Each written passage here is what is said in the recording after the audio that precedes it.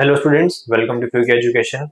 I am Arya Dubey and today in this video session we are going to discuss the chapter 14 of economics, that is foreign exchange rate. हम इस video में specifically आज short answer type questions जो हैं उनको discuss करेंगे। तो चालू करते हैं सबसे पहले क्वेश्चन से।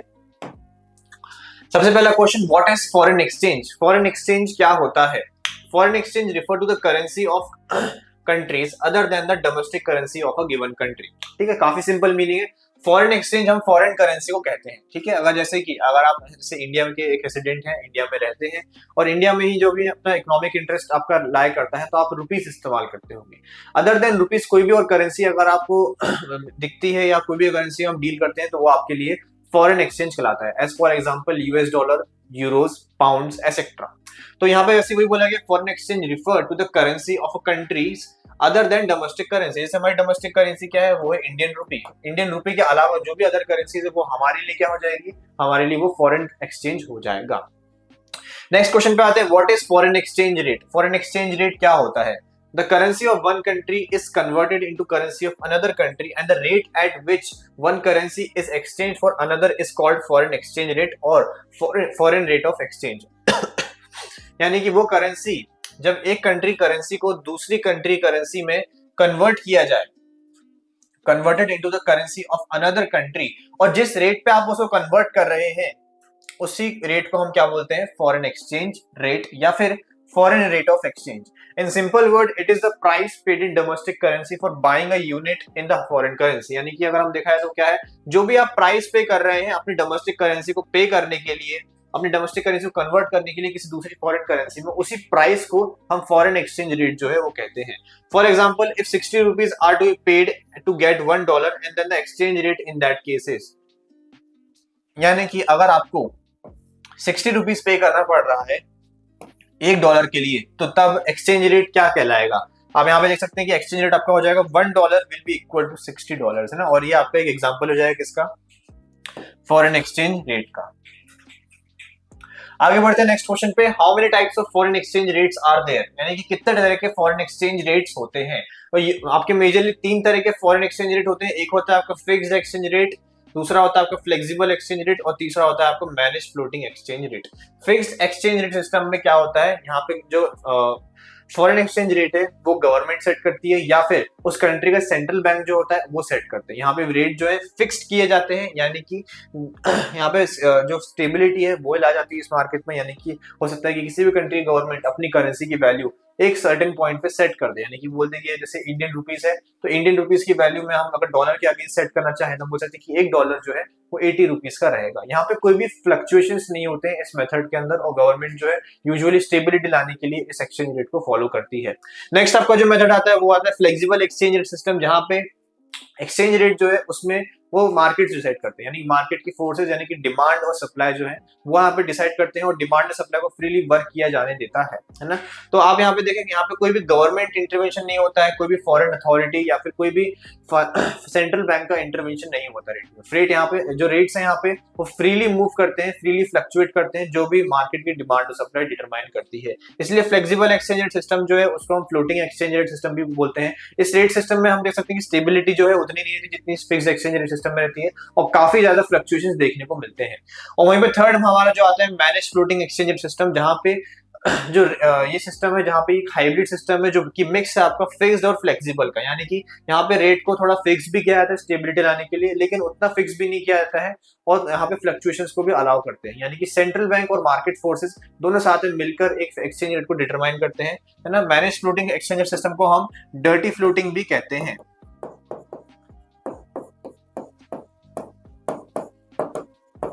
ठीक है, एंड यूजुअली मेजरली कंट्रीज इसी मेथड का जो है इस्तेमाल करती हैं, बिकॉज फर्स्ट एंड सेकंड दोनों के कुछ ना कुछ कॉन्सिक्वेंसेस है। फर्स्ट के लिए एक स्टेबल रेट मेंटेन करने के लिए गवर्नमेंट को काफी ज्यादा ह्यूज फॉरेन एक्सचेंज रिजर्व जो है वो मेंटेन करने पड़ते हैं, और दूसरे में प्रॉब्लम है कि फ्लक्चुएशंस काफी ज्यादा रहते हैं। तो दोनों के जो ड्रॉबैक्स है उनको अवॉइड करने के लिए यहाँ पे थर्ड मेथड जो मैनेज फ्लोटिंग एक्सचेंज सिस्टम है इसको अडॉप्ट किया जाता है।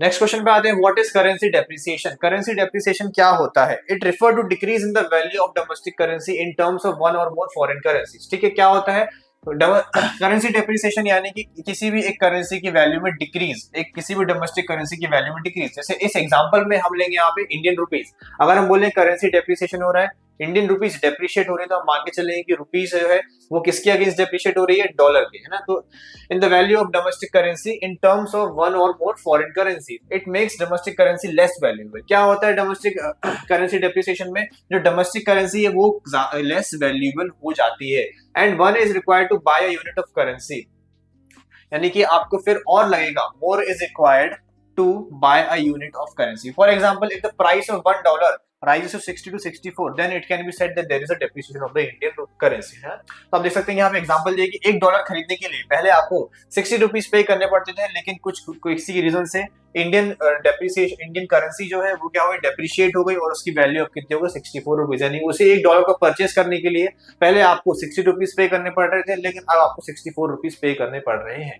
तो इस केस को आप बोलेंगे क्या, ये करेंसी डेप्रिशिएशन केस है। काफी लोगों को डाउट होगा कि यहाँ पे आप देखिए जो रुपए है उसकी वैल्यू तो बढ़ रही है 64, पर ये किसके अगेंस्ट बढ़ रही है, डॉलर के अगेंस्ट बढ़ रही है ना। तो आपको लगेगा कि यहाँ पे वैल्यू एक्चुअली बढ़ रही है, पर बढ़ नहीं रही है, वो एक्चुअली में कम हो रही है, बिकॉज पहले आप $1 या उसकी इक्वल वर्थ की कमोडिटी परचेज कर रहे थे 60 रुपीज में, लेकिन अब आप उसी $1 की जो कमोडिटी है उसको परचेज करने के लिए 60 रुपए नहीं देंगे, बल्कि 64 रुपए देंगे, 64 रुपीज पे करेंगे। तो यहाँ पे जो लॉस बेरर होगा वो वही होगा जो इंडियन रुपीज से पे कर रहा है। क्यों? क्योंकि अब यहाँ पे रुपए जो है वो कमजोर हो गया है, उसकी वैल्यू जो है डॉलर के अगेंस्ट में अब काफी वीक हो गई है, तो अब ज्यादा रुपए की जरूरत पड़ती है।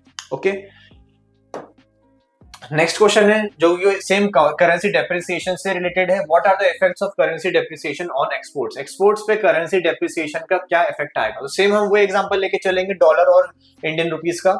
Currency depreciation means a fall in the price of domestic currency in comparison to foreign currency. For example, earlier people can get goods worth 60 from a unit of dollar, but now they can get goods worth 64 from $1। यानी कि अगर हम बात करें US और India की, अगर कोई यूएस में है और वो पहले हमसे कुछ गुड्स परचेस कर रहा था, आप यहाँ पे हाइपोथेटिकल सिचुएशन मान के चले कि पहले हमें $1 पे कर रहा था और हम उसको 60 रुपए के गुड्स जो है वो दे रहे थे, है ना। हमने $1 लिया और उसे 60 रुपए के जो इक्वल वैल्यू गुड्स है वो उससे हमने परचेस कर लिया। करेंसी डेप्रिसिएशन होता है, अब $1 की वैल्यू 60 रुपए नहीं रहेगी, बल्कि कितनी रहेगी, 64। तो अब 64 रुपए से गुड्स जो है वो हमें उसे देने पड़ेंगे। तो आप देखिए यहाँ पे जो बेनिफिट है वो ज्यादा उसको होगा जो वहां से परचेज कर रहा है, जो US डॉलर होल्ड कर रहा है, तो वो हमसे अब और ज्यादा गुड्स जो है परचेज करना चाहेगा इस एक्सचेंज रेट पे, जहाँ पे जो इंडियन करेंसी है वो डेप्रिशिएट हो गई है।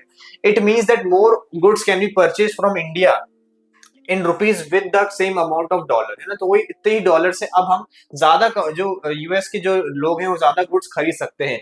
दस it leads to an increase in export from India to USA as exports can become cheaper. तो क्या होता है ओवरऑल जो मेन की पॉइंट है, जो मेन की टेक अवे पॉइंट है वो ये है कि उससे एक्सपोर्ट्स जो है वो बढ़ जाते हैं इंडिया से यूएस तक के लिए, क्योंकि अब एक्सपोर्ट जो है वो चीप हो गए हैं।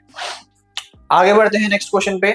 What is currency appreciation? Currency appreciation क्या होता है? It refer to an increase in the value of a domestic currency in the terms of one or more foreign currency like dollar, है ना। तो यहाँ पे जैसे कि हमने currency depreciation में देखा था वैल्यू डिक्रीज हो रही थी, अब यहाँ पे वैल्यू इंक्रीज जब होती है तो तभी उसे हम क्या बोलते हैं, करेंसी एप्रिसिएशन। सेम एग्जांपल लेंगे यहाँ पे रुपीज और डॉलर का। अब यहाँ पे जो रुपीज है वो एप्रिशिएट हो रहा है, यानी रुपए की वैल्यू जो है वो बढ़ रही है, किसके अगेंस्ट, डॉलर के against. It makes the domestic currency more valuable and less of it is required to buy a unit of currency। अब जो डोमेस्टिक करेंसी है वो ज्यादा वैल्यूएबल हो गई, यानी कि इंडियन रुपीस जो है वो ज्यादा वैल्यूएबल हो गई है, और अब हमें उतना पे करने की जरूरत नहीं जितना पहले हम पे कर रहे थे, बिकॉज अब रुपए जो है वो मजबूत हो चुका है। यानी कि पहले जैसे हमें यहाँ पे एग्जांपल लेंगे, पहले हमें $1 परचेज करने के लिए 64 रुपीज पे करना पड़ रहा था, लेकिन करेंसी एप्रिशिएशन होता है, अब हमें 64 पे करने की जरूरत नहीं है। अब रुपए जो है वो स्ट्रांग हो गया है और हमें कम रुपए पे करने की जरूरत है उसी सेम $1 को परचेस करने के लिए, यानी कि आप जो है 60 रुपए जो है वो पे करेंगे उसी $1 को पे करने के लिए। तो इस प्रोसेस को हम बोलते हैं currency appreciation. Then it can be said that there is a appreciation of Indian rupees. ठीक है, आगे बढ़ते हैं नेक्स्ट क्वेश्चन पे। What are the effects of currency appreciation on imports? Currency appreciation का क्या इफेक्ट आता है इंपोर्ट्स पे? Currency appreciation means a rise in the price of domestic currency in comparison to foreign currency।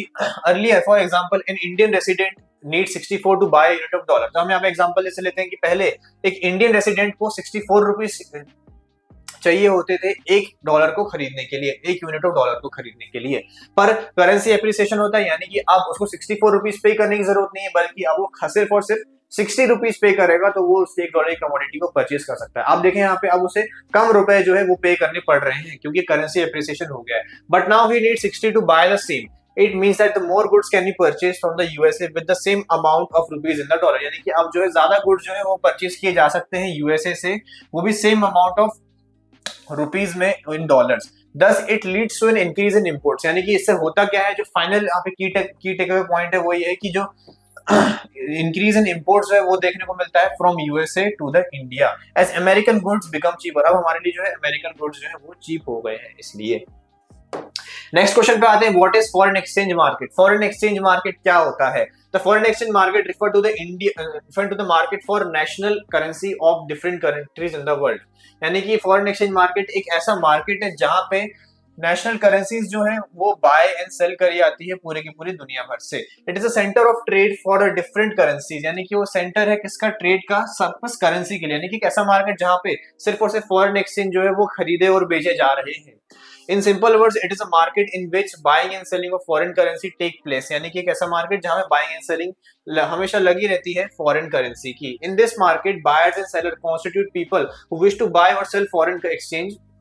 The buyers can be individual firms, commercial banks like State Bank of India, the Central Bank, Reserve Bank of India, commercial companies and investment broker, यानी कि यहाँ पे जो buyers हैं वो कोई भी हो सकता है, वो कोई इंडिविजुअल हो सकता है, आप और मैं हो सकते हैं, कोई फर्म हो सकता है, कोई कमर्शियल बैंक हो सकता है, सेंट्रल बैंक हो सकता है, कंपनीज हो सकती हैं या फिर इन्वेस्टमेंट ब्रोकर हो सकते हैं, जो भी इनका पर्पस होता है कोई भी करेंसी को परचेज करने के लिए। एंड एज यूजुअल ये मार्केट जो है कोई स्पेसिफिक प्लेस नहीं होती है, ये एक प्लेटफॉर्म होता है जहां पे आप अदर ट्रेडर्स को कांटेक्ट कर सकते हैं और उनसे जो करेंसी आपको खरीदनी हो आप उनसे वो खरीद सकते हैं। ओके, सो आई होप आपको ये क्वेश्चंस जो मैंने इस वीडियो में डिस्कस करे वो समझ में आए होंगे। अगर आपको इन क्वेश्चंस में कोई भी डाउट होता है तो आप डाउट जो है कमेंट सेक्शन में पूछ सकते हैं। ऑल्सो मैंने इसी सेम फॉर्मेट में बाकी चैप्टर्स को भी इस चैनल पे कवर किया है, तो आप चैनल पे जाके जो है प्लेलिस्ट चेकआउट कर सकते हैं and download the future education app today and also don't forget to like and subscribe. Thank you.